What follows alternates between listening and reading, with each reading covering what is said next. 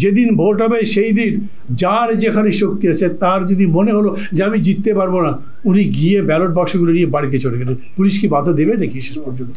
আপনি তো বৃষ্টির মধ্যে ছাতা মাথায় দিয়ে ইউনূস সাহেবের সঙ্গে হাঁটতে হাঁটতে গিয়ে ওখানে দাঁড়িয়েছিলেন, আর আমি তো কিছু জানি না যে ওর মধ্যে কী লেখা আছে।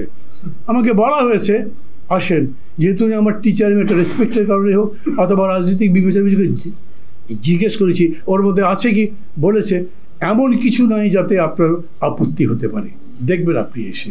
আপনারা কেউ মনে করেন যে পিআর নিয়ে যে বিতর্ক সেটা এখন নিষ্পত্তি হতে পারে, সবাই মিলে এক জায়গায় আসতে পারে? আসবে না।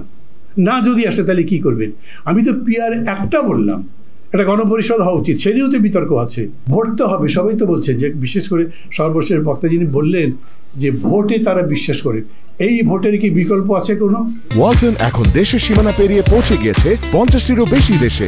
ওয়ালটন, ঘরে ঘরে বিশ্বজুড়ে। এই ভোট সমস্ত সমস্যার সমাধান করবে এই কথা যিনি বলেন তিনি ভুল করেন। এতগুলো বছর এতগুলো ভোট হলো, সেই ভোট আমাদের সব সমস্যার সমাধান তো দূরের কথা, বেশিরভাগ সমস্যার তো সমাধান করেইনি।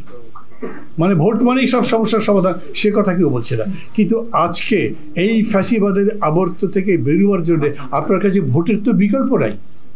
আপনি বলবেন এমন একটা ভোট চাই যেই ভোট আমাদের সবার কাছে গ্রহণযোগ্য হয়। চট্টগ্রাম বিশ্ববিদ্যালয়ের প্রো ভিসি এবং প্রক্টর সারাদিন ধরে ফেসবুকে স্ট্যাটাস দিচ্ছেন, আমরা মার খাচ্ছি, আমাদের ছাত্ররা মারা যাচ্ছে, হেল্প করতে আসেন, কোনো পুলিশও যায়নি। যেদিন ভোট হবে সেই দিন যার যেখানে শক্তি আছে তার যদি মনে হলো যে আমি জিততে পারবো না, উনি গিয়ে ব্যালট বাক্সগুলো নিয়ে বাড়িতে চলে গেলেন। পুলিশ কি বাধা দেবে নাকি শেষ পর্যন্ত? এই প্রশ্নগুলো না সমাধান করে সংস্কার বলেন, অন্য যে কথা বলছেন, একটা কথার মধ্যে দিয়ে হবে না। যদি মনে করেন ভোট হওয়া দরকার, আমি আবার বলি, সেই ভোট যেন তেন প্রকারের ভোট বুঝি না। এই যে জুলাই সনদ এখানে এত কিছু লেখা হয়েছে, জুলাই সনদের গ্যারান্টি কি আছে বলেন? আরে শেষ পর্যন্ত এমন যদি হয় 2-3টে দল বললো এটা না হলে আমি ভোটই করবো না, প্রফেসর ইউনূস বললো আমি ঝগড়াঝাটির মধ্যে নাই, কোন রাত্রেবেলা ফ্লাইটে চলে গেছে, তখন কী করবে? সরকার কই পাবো? তখন মানুষের মধ্যে এখন কথা শুনছি আরটা 111 হবে নাকি? আমাকে যখন জিজ্ঞেস করে ভাই আমার তো কারোর সাথে কথা হয় নাই, কেউ 111 করবে কী করবে তো বলতে পারি না।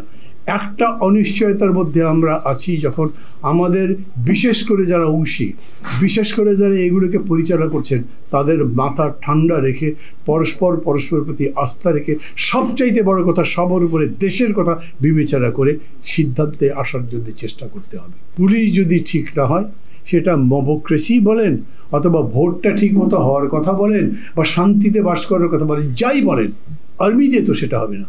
ঐক্যবদ্ধ কমিশনকে একটা আইনি ভিত্তি দেবার জন্য এদেশের সংবিধান বিশেষজ্ঞ যারা আছেন প্রায় সবার সাথে কথাবার্তা বলেছেন, বলবার পরে বলেছেন এই সনদে যা বলা হবে সেটাই সুপ্রিম হবে, কনস্টিটিউশন চলবে না, সেটাই চলবে না আসলে, অতএব ওটা বাতিল রেখেছে। এখন বলছে সংবিধানের জায়গায় বিধান বলবো। আমি তো বুঝতেই পারলাম না সংবিধানের জায়গায় বিধান কিভাবে বসে। বিধান মানে কি? বিধান কি আমার জন্য ম্যান্ডেটরি? আমার মানতেই হবে? কত বিধানই তো আছে। তার মানে তারাও এই জায়গায় একটা ফাঁপড়ের মধ্যে আছেন।